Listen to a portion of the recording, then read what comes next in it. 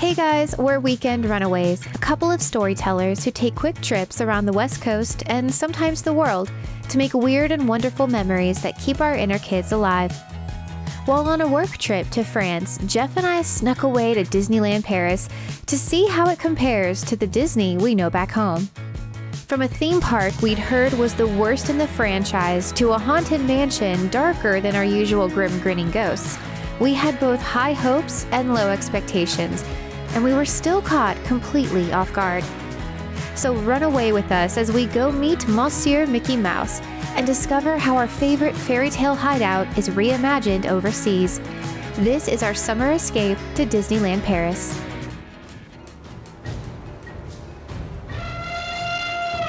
The night before our adventure began, Jeff and I visited Disney Village, their version of downtown Disney.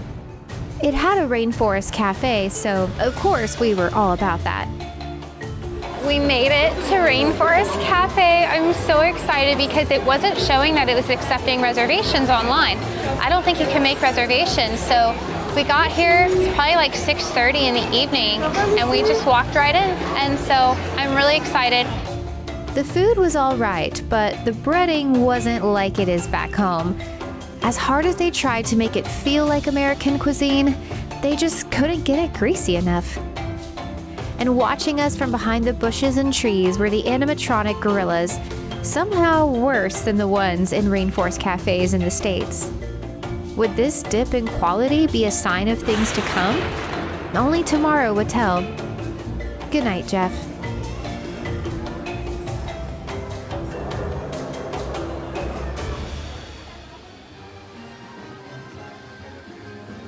Because the day we were visiting was sold out on Disneyland Paris's main website, we found park hopper tickets on a third-party site that were actually cheaper than a one-park pass. Let's hope they work. Merci. Phew.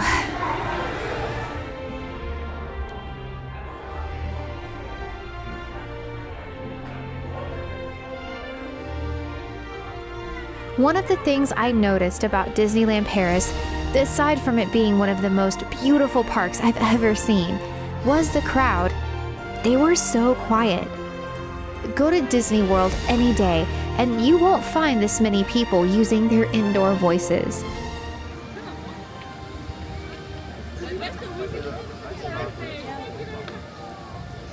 With the more thrilling rides like Space and Thunder Mountain already swamped with long lines, Jeff and I beelined it to Phantom Manor, Disneyland Paris's version of the Haunted Mansion. A little bit of drama. I'm pretty sure I lost my Pandora bracelet. Empty wrist. Stay tuned as we continue down the saga of the missing Disney Pandora bracelet.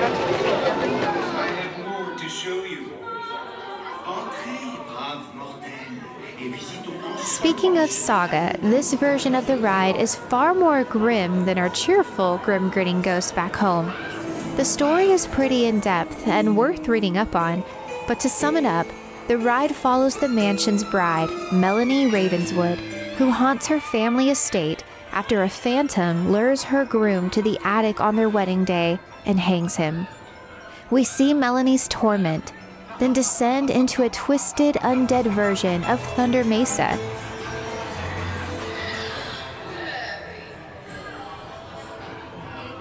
Though much sadder than the classic, the theatrical score and jazzed-up remix of the original tune still managed to capture much of the original's charm.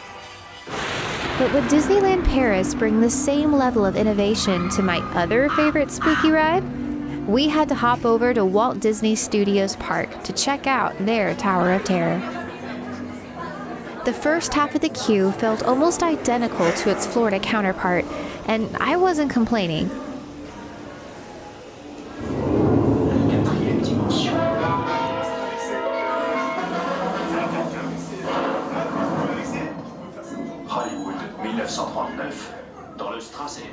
But things changed once we reached the engine room, where you could hear the echoes of a little girl calling from behind the walls.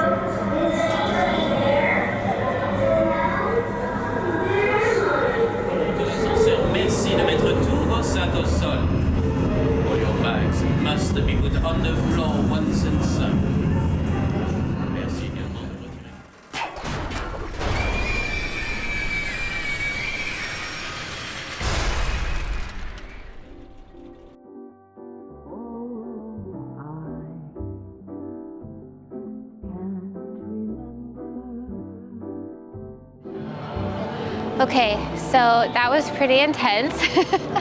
At first, I thought it was gonna be the same kind of ride, but you get on the elevator and the doors close and the little girl from the pre-show comes on and starts talking to you in French, and it is the creepiest, most amazing thing ever. And then you shoot straight up, and from that point on, it's just, you have no idea what's going on. It is crazy. It is so different than the Florida ride. I was not expecting that at all. The little girl kind of is your host through it. From our first ride in Walt Disney Studios Park, we were off to a great start. Apparently, this park has long been considered one of the worst in the franchise, and as we wandered, we began to see why. The park felt empty and incomplete. While there were beautiful areas, it all felt like the result of shortcuts. Nothing showed this better than the Cars ride. If you ever rode the Studio Backlot Tour in Hollywood Studios, this ride recycled the same tram system and even reused Catastrophe Canyon, slapped on a few Cars characters, and called it a day. We absolutely loved it, but it was terrible. That was the whole ride. Thankfully, we found Walt Disney Studios Park's creme de la creme, Ratatouille, the land that single-handedly redeems this place. With food carts featuring fancy quick eats and wines from regions all over France, to Ratatouille ride with wait times you'll never see in Epcot.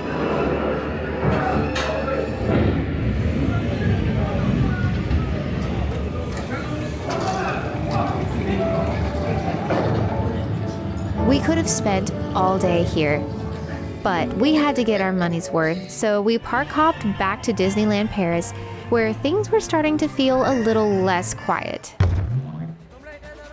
The afternoon crowds were heavier than we saw that morning. I guess everyone slept in. Though still not as congested as the Magic Kingdom in July, crowd control here isn't necessarily as fine-tuned. Wait times would show reasonably low estimates, then balloon to 3 times as long. Between the summer heat and the crowds, our energy was dropping fast.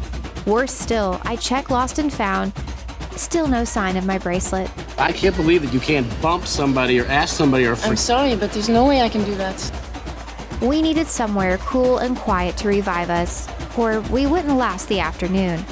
Thankfully, we had reservations. We had reservations tonight at Walt's, which is an American restaurant here on Main Street in Disneyland Paris Park. And I gotta be honest with you guys, I'm struggling.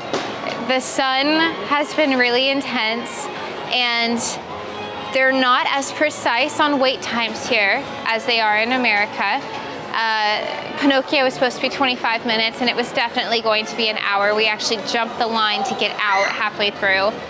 And I still don't know where my Pandora bracelet is. So, you know, we're gonna see if Walt can redeem Disneyland Paris for us.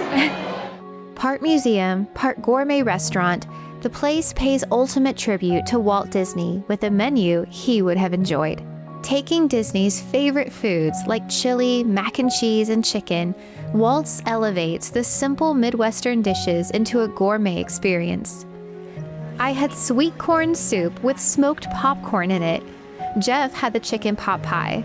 For the main course, I got the mac and cheese with shiitake mushrooms. Jeff got the chili con carne, served in a bowl shaped like the cans Walt used to eat at his desk. We finished off with lemon meringue pie and a warm chocolate chip cookie, watching the parade from our window, soaking in the atmosphere. Recharged and full, we headed back into the hot, wild, crazy world of Disneyland Paris. But as we strolled down Main Street, something happened, something wonderful. The evening had begun. The Disney magic took new form as golden hour gave way to neon glow. This was the experience we had hoped for.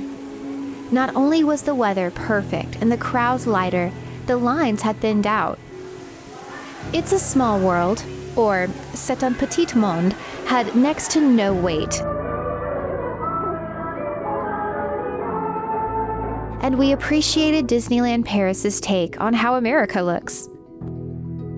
What really threw me off was how much daylight lingered into the evening. Being this far north, the twilight glow lasted past 10 p.m. So it's currently after 10 o'clock at night, and my brain is so confused because it's so light out still. The sun, I think, just set, but there's still daylight going on. And so I don't feel very tired, even though I should be. But we're gonna spend this last hour making the most of what we have. We're gonna go try to ride Phantom Manor a bunch of times over and over again. And then before close, hopefully get on to Big Thunder Mountain.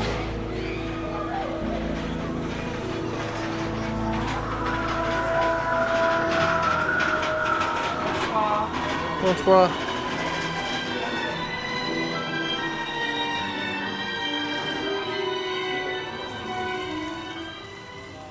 Bonsoir.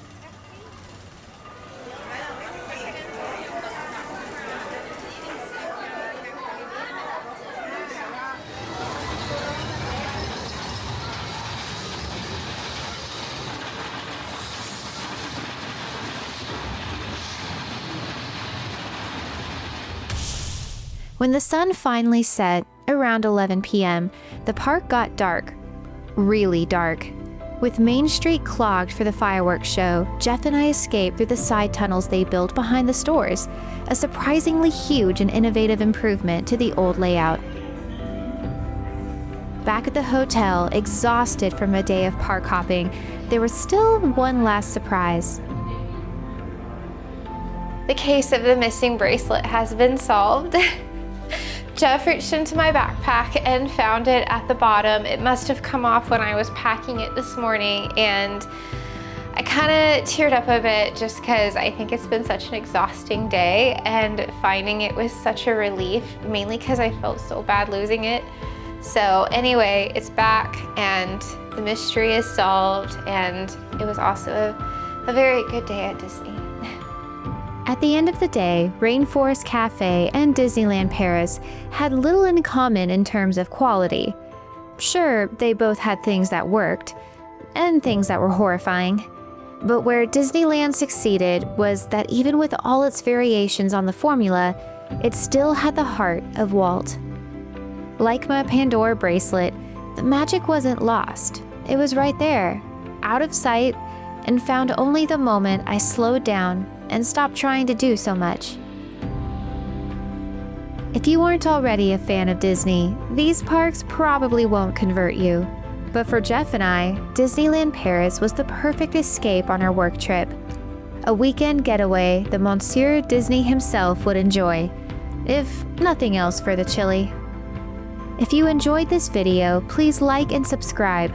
Have you been to Disneyland Paris? Tell us your experience in the comments below. As for Jeff and I, if you need us, we'll be on the Tower of Terror. Now that I think of it, we never checked out.